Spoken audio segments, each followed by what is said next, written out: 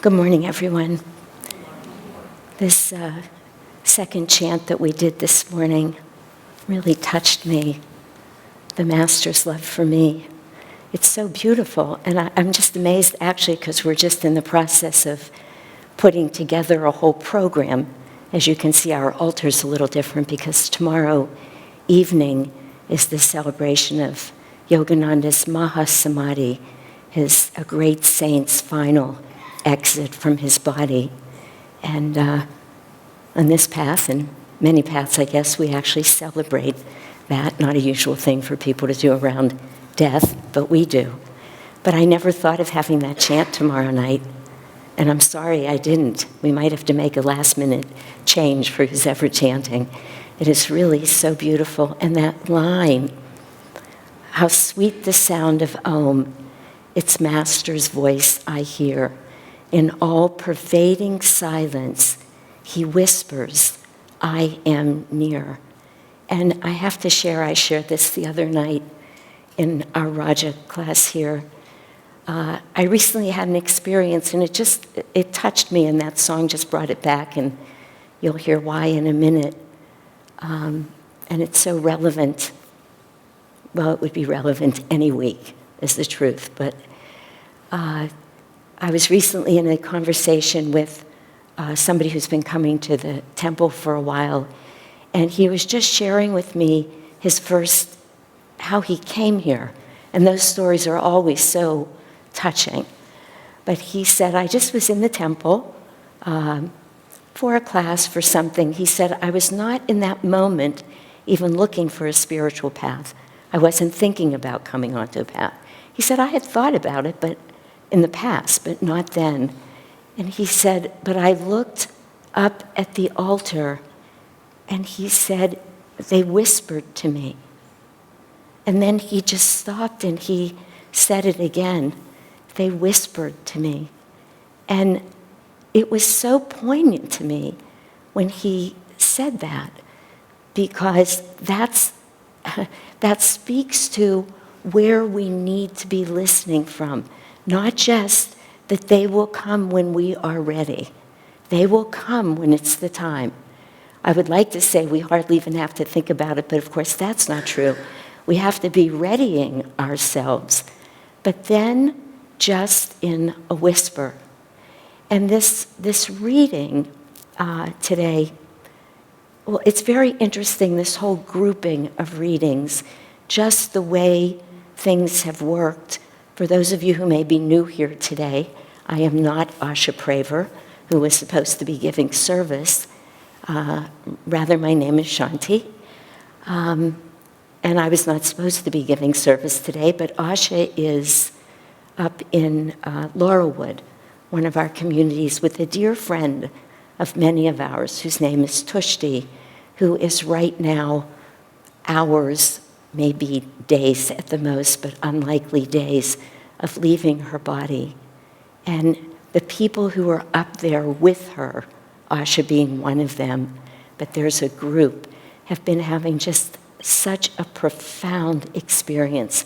Master has said over and over, the moment that we leave our bodies is the most important moment of life. And I think that is obviously true for the soul that's leaving, but it's also true, and if any of you have been there at that moment with anybody, you know this, never mind, one who is as conscious and as aware as Tushti is. As Asha said in one of her letters to some group, I don't know who of us is receiving those, but she said it's very compelling and profound watching a Kriya yogi do this. It's different than people who live an unconscious life. But it just became very clear that what was happening was for everybody, and that those souls were all meant to be right there, right then, and that Asha shouldn't leave. So here I am now doing these 3 services in a row, and all 3 of them end next week, which is intuition versus reason. Is that it? intuition versus reason. So, 3 weeks ago, we had the topic, can man see God? Last week, we had the topic, by thinking, will we understand God? And today, we're talking about dogmatism versus common sense. So 4 readings in a row, Swamiji is trying to help us go to this place where we have to be ready to hear the whisper. When these masters whisper to us, and it's not with our human ears that we hear, but rather with the heart, with that intuitive perception that he mentions in the reading. This is how we know God. This is how we avoid dogmatism. And he's saying us, use your common sense. He says so beautifully here. He just takes it a little further because it's so kind of Jesus saying, not all of you are going to be able to use your intuitive perception. We're just not all there. Not all of us can perceive reality, even when they're trying to help us. He said, pay attention to the fruits of the teacher. A very simple version of that is I very often say to people who I'm encouraging to come to Sunday service who are new, they've never been here, and I say, you just walk in and look at the faces of the people who always sit in the first few rows. You just look at them. Today we'll call them the fruit of these teachings. And you look and feel their energy. Look at the looks in their face. I'm not casting aspersions to those of you who sit further back. Casting aspersions on you, by no means. But there is a certain group that always sits up front. And by and large, because they're the choir and they're the light bearers and the ministers, but they are people who have been practicing these teachings. And there's something long before I could understand the teachings. I was so drawn to Ananda. I was drawn to the music. I was drawn to the people more than anything. I didn't know anything about the teachings yet, but I was experiencing the fruit. And I was thinking about this last night because these great masters who come, Jesus, we do these readings every week. It's a reading from the Bible, Jesus' teachings. It's a reading from the Gita, Krishna's teachings. And it's explained to us by Swami Kriyananda. So we have Paramhansa Yogananda's teachings. So we have 3 avatars that we're paying attention to who actually came at very different times. So their jobs varied, and we've talked about that many times.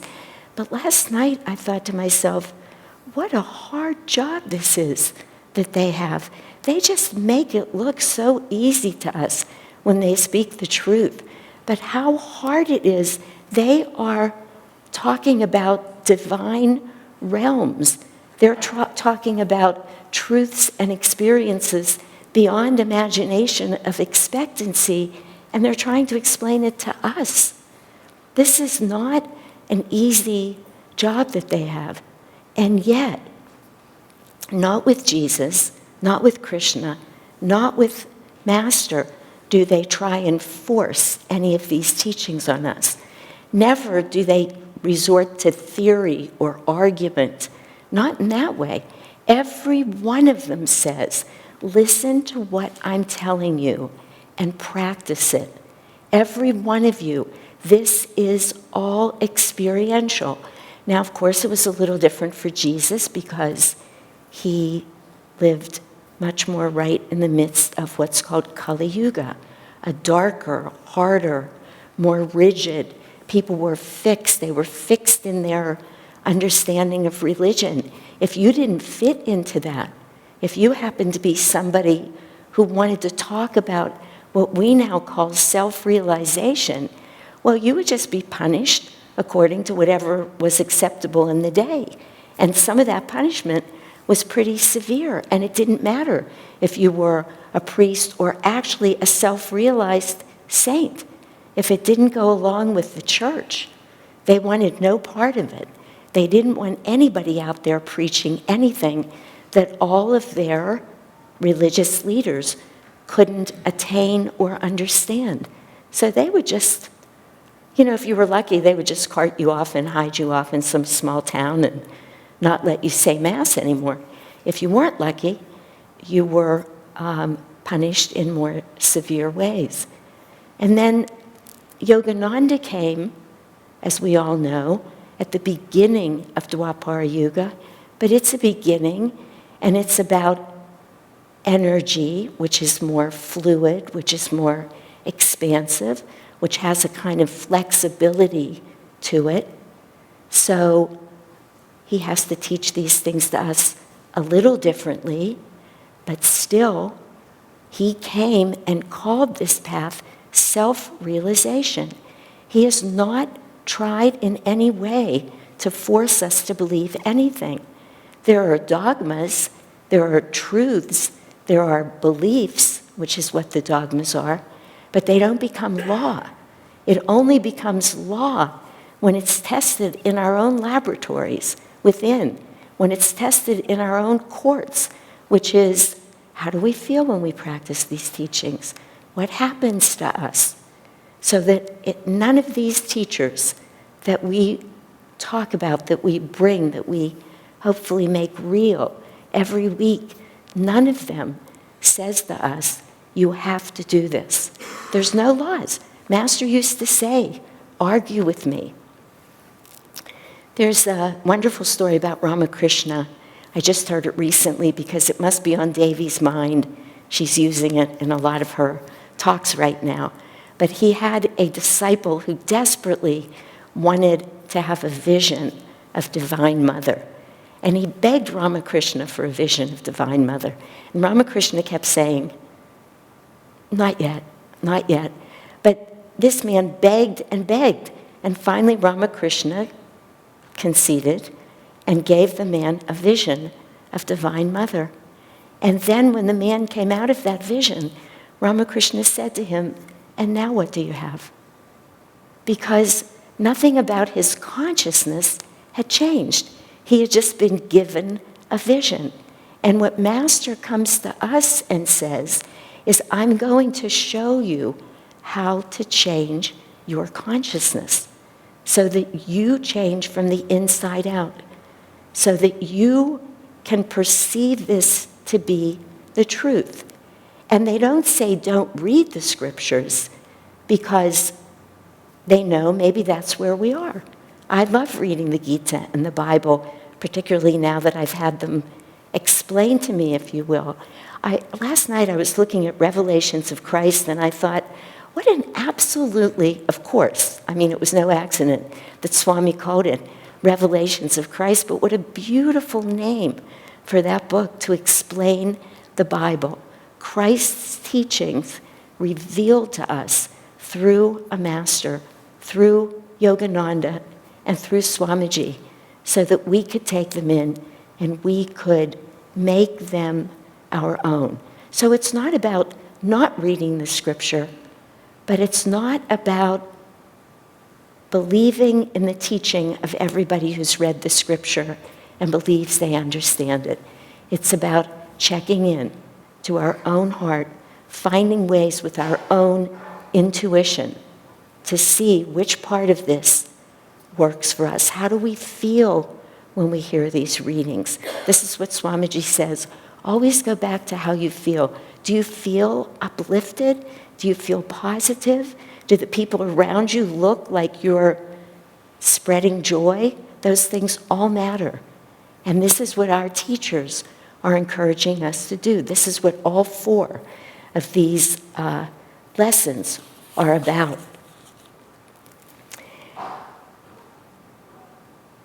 I wanted to share with us today a story of Dr. Lewis, who was Master's first disciple in the United States. He was a dentist in Boston. I think we all know, even if we don't know that much about his life, he was clearly a highly evolved soul. because Master met him, and the story that I'm about to share with you happened the first night that they were together. But Yogananda was in Boston, and he was going to give a talk at a Unitarian church. And there was a woman who went to the Unitarian church who knew that Dr. Lewis was interested in spirituality. And so he said to him, you should come and hear this master who's speaking tonight, whose name was Yogananda, of course. And Dr. Lewis was actually very skeptical.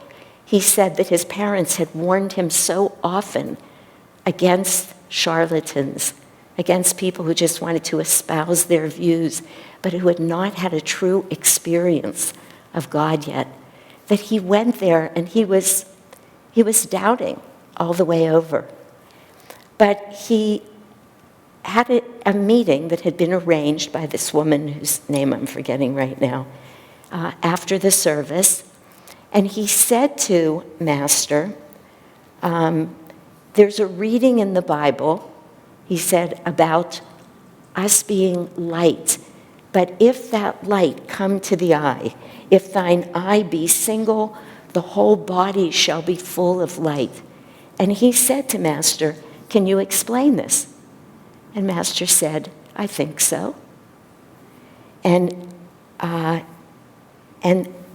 Dr. Lewis went on and he said, well, I've asked a lot of people and they haven't been able to explain it to me. And Master said, well, why go to the blind leading the blind? He said, they're just both going to fall into the same ditch of error, he called it, or of unknowing. So Dr. Lewis said again, well, can you explain it to me? And Master said, I think so. And so finally Dr. Lewis yelled at him, well, explain it to me then. So Master got a tiger skin rug, it says, where he got it, I don't know. And he said to Dr. Lewis, sit with your legs crossed in front of me. Dr. Lewis is actually very adorable when he tells this story, so if you can ever listen to it, it's on YouTube. Do. He said, I was not used to sitting in such a fashion, but I did my best.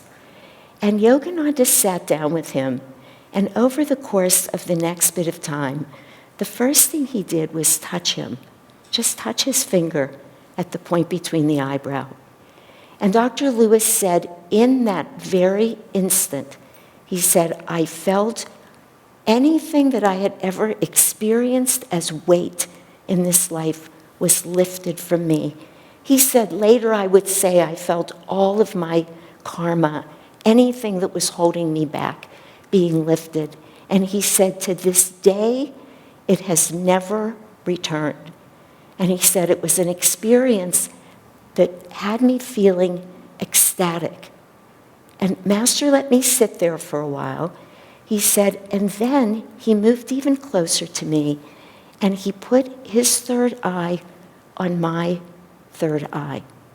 And he describes then, Dr. Lewis does, having an experience of not quite samadhi yet, but of realizing that he had lost any notion of boundaries in his body, that he was feeling so expansive that he said, I felt so large, it dawned on me, how would I ever come back? But it was such a beautiful feeling that he stayed with it. And then Master touched him, put his third eye to Dr. Lewis's third eye again. And he said, at that point, he saw every detail of 1,000 lotus petal. So Master gave him an experience of samadhi. He said, I saw that petal, those petals, 1,008 of them, filled with light.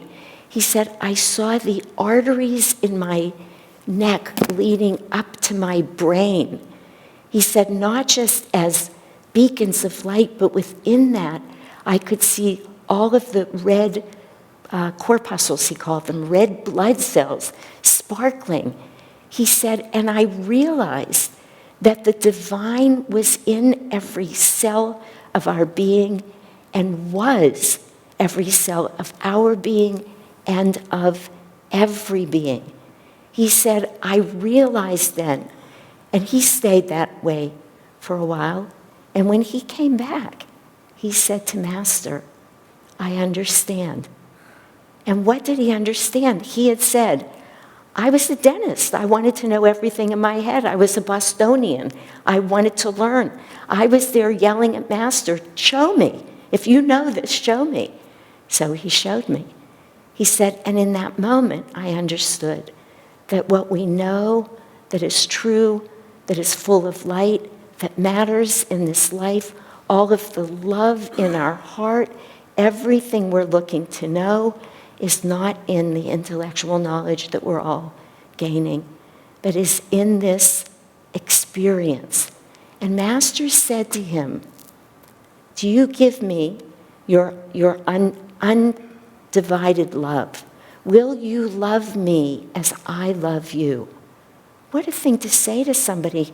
How could you even know what that meant? But Dr. Lewis knew enough to say, I will. Knowing, of course, after you've just had an experience of samadhi, and again, this was obviously a very high being, but he had not been there. He was still looking for answers until Master showed him, these are where the answers lie. It's always so simple, isn't it? You know, last week when I was giving service in Scotts Valley, and Scotts Valley is it's just this little place, and it's so warm. It's not like being up here. This is very different. But the place was packed, but it's just so cozy. And I came this close to doing something that dawns on me all the time. We're up here and we're trying to talk about things, so we're engaging the mind just in time to tell you, get out of your mind. It's ridiculous. It's counterproductive. And I was sitting there last week and I thought, these are all my friends. They love me. I love them. I knew everybody in the room. What if I just said, let's meditate. Let's hear this chant again, the Master's love for me, and let's just meditate together. Far better than any words I could say. We didn't have this chant last week, but we had some other perfect chant, because that is the answer. We are not all ready to have Master put his forehead to ours and have an experience of samadhi. But every one of us is ready to try and get on that path and begin to find the way. And the minute we start that, then they can whisper to us. And whatever it is that drew us here, we then have ears to hear, even when it's just in a whisper. In all-pervading silence, it's Master's voice I hear in that whisper. And that's what they're telling us. They're saying, go deep, that's where it is. And I just want to find this one thing that Master said. Oh, this is how I wanted to put it. These are his words. He says, because we say this all the time. We talk about what I just said all the time. That's why I said we could say, let's just meditate. Master said, to observe a microbe, what is needed is a microscope. We all know that. He said, to perceive the truth, what is needed is the mind scope of a calm mind and heart, which bring both mind and heart crystal clear perception. You cannot get there as long as your mind is restless. It is just virtually impossible. And all of our minds are a little restless. All of them. This is what happens. I did a seclusion a few weeks ago. And as I said last week, the first 3 days, my house got as clean as it's been in a long time. Probably since my last seclusion. Lots of restlessness. Lots of looking for closets to clean.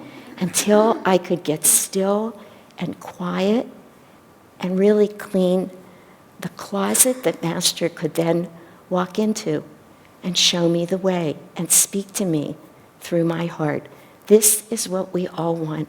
We could just listen to that chant over and over and over.